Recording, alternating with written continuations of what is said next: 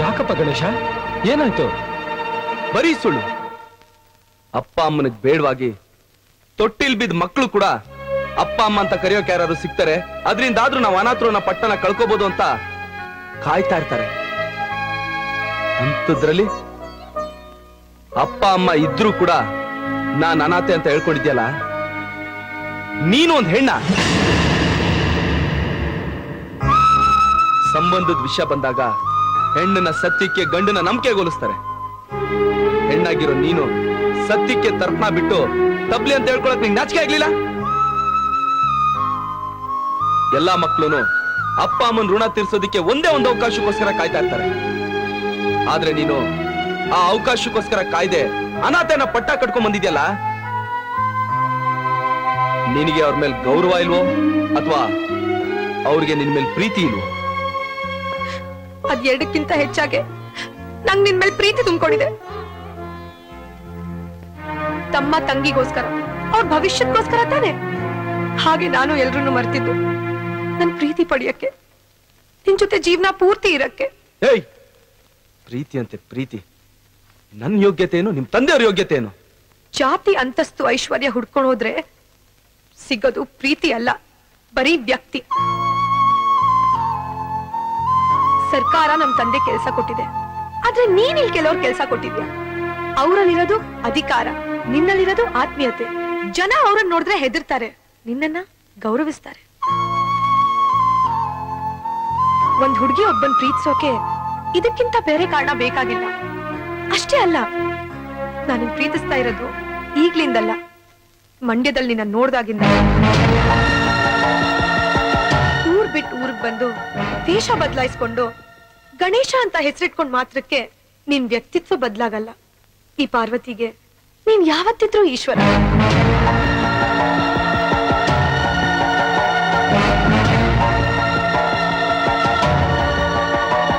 ನನ್ನನ್ನು ಪ್ರೀತಿಸ್ತಾ ಇರೋ ಅಮ್ಮ ಅಪ್ಪನ್ ಬಿಟ್ಟು ಬಂದಿದ್ದಕ್ಕೆ ಋಣ ಅಂತ ದೊಡ್ಡ ದೊಡ್ಡಾಗಿ ಮಾತಾಡ್ದಿಯಲ್ಲ. ಇಡೀ ಊರೇ ನಿನ್ನನ್ನು ಪ್ರೀತಿಸ್ತಾ ಇದ್ರು, ಅವ್ರನ್ನೆಲ್ಲ ಬಿಟ್ಟು ಬಂದು ಆ ಮಣ್ಣಿನ ಋಣ ಮಾಡ್ತಿದ್ಯಾಕೆ? ಈ ಪಾರ್ವತಿ ಯಾವತ್ತಿದ್ರು ನಿನ್ ಜೊತೆನೆ ಇರಬೇಕು. ಅದ್ ನಿನ್ ಊರಲ್ಲಿ ಇದ್ರೂ ಸರಿನೇ, ಅಥವಾ ಆ ಈಶ್ವರನ್ ತರ ಊರ್ ಬಿಟ್ಟು ಸ್ಮಶಾನಕ್ಕಾದ್ರೂ ಸರಿನೇ. ಇದನ್ನು ಮೀರಿ ನಿನ್ನಿಂದ ದೂರ ಆಗಕ್ ಪ್ರಯತ್ನ ಪಟ್ರೆ ನೀನು ನಿಲ್ದಿದ್ರು ಸರಿನೇ, ಸ್ಮಶಾನದಲ್ಲಾದ್ರೂ ನಿನ್ಗೋಸ್ಕರ ಕಾಯ್ತಾ ಇರ್ತೀನಿ, ನಿನ್ನೇ ಸೇರ್ತೀನಿ.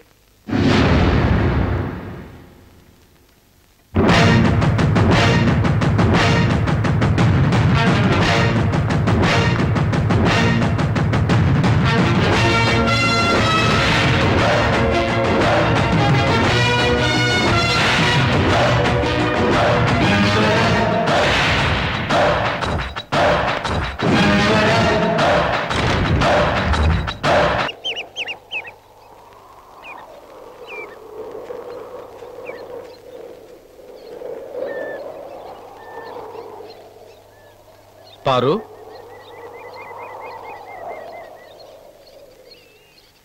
ನೀನ್ ಈಶ್ವರನ ತಪ್ಪಾಗಿ ತಿಳ್ಕೊಂಡಿದ್ಯಮ್ಮ.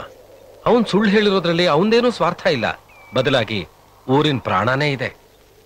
ಅದೇನು ಅಂತ ಹೇಳಕ್ಕಾಗದೆ ಇರೋಕೆ ಪ್ರಾಣ ಹೋಗುವಂತ ರಹಸ್ಯನಾ, ಇಲ್ಲ ಹೇಳಿದ್ರೆ ಬಾಯಿ ಹೊಲ್ಸಾಗುವಂತ ಹೇಸಿಗೆ ಕೆಲ್ಸನ? ತಪ್ಪಮ್ಮ. ಅವನು ನಾಯಿನ್ ಕೂಡ ಹೇಸಿಗೆ ತಿನ್ನಕ್ ಬಿಟ್ಟವನಲ್ಲ, ಅಂಥದ್ರಲ್ಲಿ ಅವನ ಕೆಲಸ ಮಾಡ್ತಾನ. ಪೂಜೆ ಮಾಡಿ ನೈವೇದ್ಯ ಇಟ್ಟ ಮೇಲೂ ವರ ಕೊಡಕ್ಕೂ ಯೋಚನೆ ಮಾಡಬಹುದು ಆ ದೇವ್ರು. ಆದ್ರೆ ತನ್ನ ಊರಿನ ಜನಕ್ಕೋಸ್ಕರ ಹಿಂದೆ ಮುಂದೆ ನೋಡದೆ ಪ್ರಾಣ ಕೊಡಕ್ಕೂ ಸಿದ್ಧವಾಗಿರೋ ನಮ್ಮ ಈಶ್ವರ.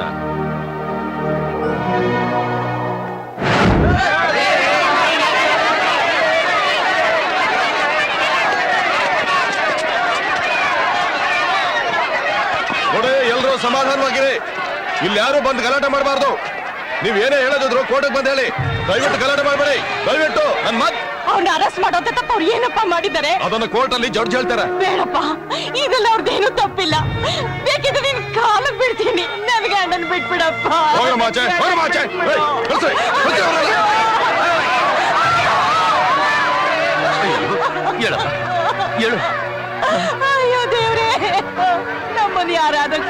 ಕಾಪಾಡಪ್ಪ. ಈ ಊರಲ್ಲಿ ಕಾಪಾಡಿ. ಈಶ್ವರನ್ ಬಿಟ್ರೆ ನಮ್ಮನ್ನ ಯಾರವ ಕಾಪಾಡೋರಿದ್ದಾರೆ? ಅಪ್ಪ ಈಶ್ವರ, ಎಲ್ಲಿದ್ಯಪ್ಪ? ಎಲ್ಲಿದ್ಯೋ ನನ್ ತಂದೆ? ಎಲ್ಲಿದ್ಯೋ?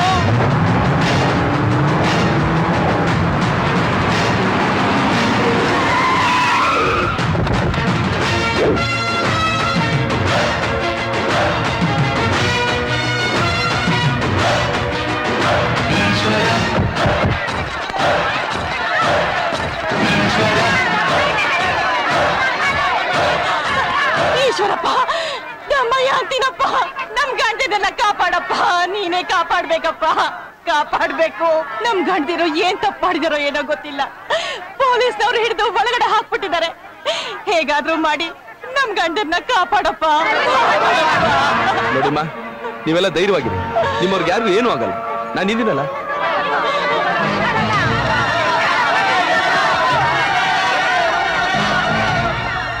ಮಿಸ್ಟರ್, ಒಳಗ್ ಬರಕ್ ಮುಂಚೆ ಪರ್ಮಿಷನ್ ಕೇಳ್ಬೇಕಂತ ಗೊತ್ತಿಲ್ವಾ? ಭೂಮಿ ಮೇಲೆ ಬರೋದಕ್ಕೆ ಯಾರ್ ಪರ್ಮಿಷನ್ ತಗೊಳಲ್ಲ ಅಂತಂದ್ಮೇಲೆ ಸೇವೆ ಮಾಡೋದಕ್ಕೆ ಸರ್ಕಾರ ಸಂಬಳ ಕೊಟ್ಟಿಟ್ಟಿರೋ ನಿಮ್ಮಂತ ಸೇವಕರನ್ನ ನೋಡೋದಕ್ಕೆ ಯಾವ ದೊಣ್ಣೆ ನಾಯಕನ ಅಪ್ಪಣೆನೂ ಬೇಕಾಗಿಲ್ಲ. ನಮ್ಮ ರೈತರನ್ನ ಯಾವ ಕಾರಣಕ್ಕೋಸ್ಕರ ಅರೆಸ್ಟ್ ಮಾಡಿದಿರಾ? ಸುಮ್ನೆ ಅರೆಸ್ಟ್ ಮಾಡೋದಕ್ಕೆ ನಮ್ಗೇನು ಹುಚ್ಚು ನಾಯಿ ಕಡ್ದಿಲ್ಲ. ಅದ್ ನಮಗೂ ಗೊತ್ತು. ಆದ್ರೆ ಯಾವ ದೊಡ್ಡ ಮನುಷ್ಯರ ಮನೆ ನಾಯಿ ಬೊಗಳ್ತು ಅಂತ ಸ್ವಲ್ಪ ಹೇಳ್ತೀರಾ? ಮಿಸ್ಟರ್ ಈಶ್ವರ್, ಪ್ರತಾಪ್, ಯಾರ ಹತ್ರ ಹ್ಯಾಕ್ ಬಿಹೇವ್ ಮಾಡ್ಬೇಕು ಅಂತ ಗೊತ್ತಿಲ್ಲ ನಿಮ್ಗೆ? ಈಶ್ವರ್, ನೀವೇ ಬರಕ್ ಹೋದ್ರಿ? ಇವ್ರನ್ನೆಲ್ಲ ಏನಕ್ಕೆ ಅರೆಸ್ಟ್ ಮಾಡಿದಿರಾ ಸರ್? ಇವರು ಬೆಳೆ ಬೆಳೆಯೋ ಭೂಮಿಲಿ ದೇಶಕ್ಕೆ ಮಾರ್ಕವಾಗಿರೋ ಗಾಂಜಾ ಬೆಳೆ ಬೆಳೆಯೋದನ್ನ ನಮ್ಮವರು ಸಾಕ್ಷ್ಯ ಸಮೇತ ರೆಡ್ ಹ್ಯಾಂಡ್ ಆಗಿ ಹಿಡಿದಿದ್ದಾರೆ.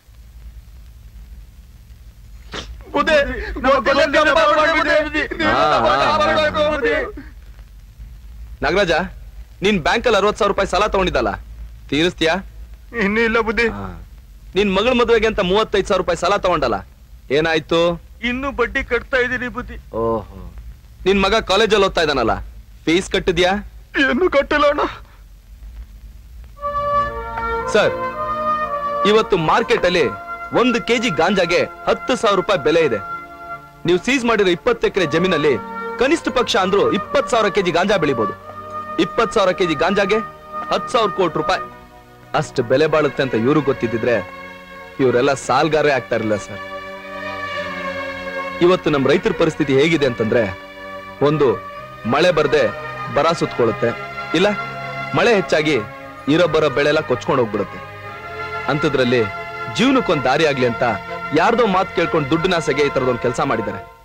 ಅದೇನೋ ಹೇಳ್ತಾರಲ್ಲ ಸರ್, ಹಣ್ಣು ತಿನ್ನೊಂದು ಸಿಗಾಕೊಳ್ಳಲ್ಲ, ಸಿಪ್ಪೆ ತಿನ್ನೊಂದು ಸಿಗಾಕೊಂಡ ಅಂತ ನೀವು ಇವ್ರನ್ನ ಅರೆಸ್ಟ್ ಮಾಡಿದಿರಲ್ಲ ಸರ್. ಇಡೀ ದೇಶಕ್ಕೆ ಅನ್ನ ಕೊಡೋ ರೈತ ತನ್ನ ಬಾಯಿಗೆ ಯಾವತ್ತೂ ಮಣ್ಣಾಕೊಳ್ಳಲ್ಲ. ಇದು ನಿಮ್ಗೂ ಗೊತ್ತಲ್ಲ ಸರ್. ಕಾಕಿ ಕಾನೂನಿನ ಕವಚ ಆಗಿರ್ಬೇಕು, ಕಾಕಿ ಹಿಂದೆ ಕರುಣೆನೂ ಇರ್ಬೇಕು. ಆಗ್ಲೇ ಮನುಷ್ಯರನ್ನ ಕಾಪಾಡೋದನ್ನ ಬಿಟ್ಟು ಮನುಷ್ಯತ್ವನ ಕಾಪಾಡೋಕ್ಕಾಗೋದು. ದಯವಿಟ್ಟು ಅವ್ರನ್ನ ರಿಲೀಸ್ ಮಾಡಿ ಸರ್. ನೀವೀಗ್ಲೂ ಅವ್ರನ್ನ ರಿಲೀಸ್ ಮಾಡ್ಲಿಲ್ಲ ಅಂತಂದ್ರೆ ಒಂದಳ್ಳಿ ಜೊತೆಗೆ ಇನ್ನು 16 ಹಳ್ಳಿ ಸೇರ್ಕೊಂಡು ಊರ್ಗೂರೇ ಸುಟ್ಟು ಭಸ್ಮ ಆಗೋಗುತ್ತೆ. ಪ್ರತಾಪ್ ಸರ್, ಅವ್ರನ್ನ ರಿಲೀಸ್ ಮಾಡಿ. Okay sir.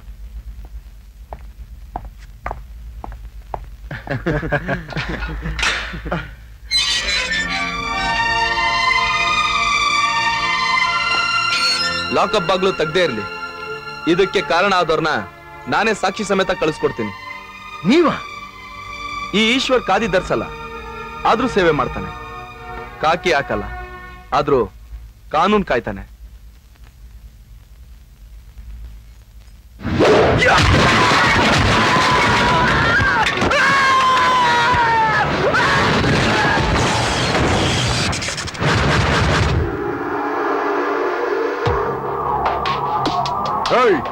ನೀನ್ಯಾಕ ಬಂದೆ?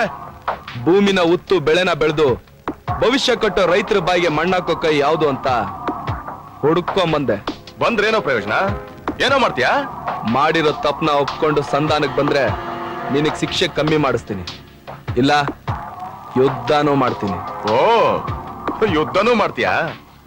ಎಲ್ಲೋ ನಿನ್ ಸೈನ್ಯ? ನಾನ್ ನಂಬಿರೋ ಜನರೇ ನನ್ನ ಸೈನ್ಯ, ಅವ್ರ ಆಶೀರ್ವಾದನೇ ನನ್ನ ಆಯುಧ, ಅವ್ರ ಪ್ರೀತಿನೇ ನನಗ್ ಶಕ್ತಿ ಕಣೋ. ಏಯ್, ಅವನಿಗೆ ಜನರ ಎಲ್ಲ ಅಂತೆ, ಅವರೇ ಬಂದು ಎತ್ಕೊಂಡು ಹೋಗ್ಲಿ.